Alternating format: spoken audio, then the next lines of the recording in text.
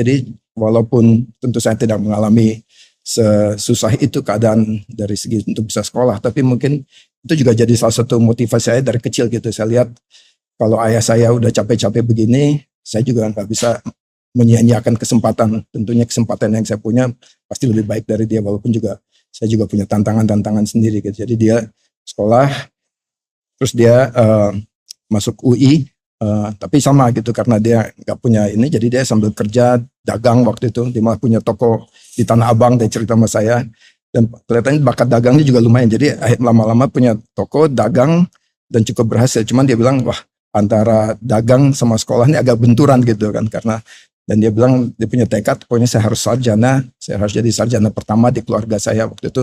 Dari keluarga belum ada yang sarjana gitu kan, ini masih tahun 50-an gitu kan. Jadi akhirnya dia bertekad, terus dia kebetulan dapat informasi bahwa zaman Bung Karno banyak juga beasiswa.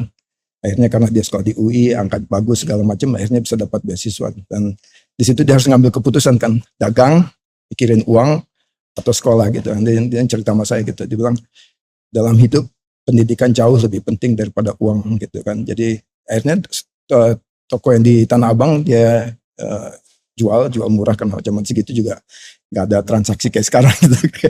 Jadi akhirnya ya, tapi dia tinggalkan, walaupun dia bilang kalau saya terusin waktu itu sebetulnya usahanya cukup bagus gitu, karena dia ulet apa segala gitu.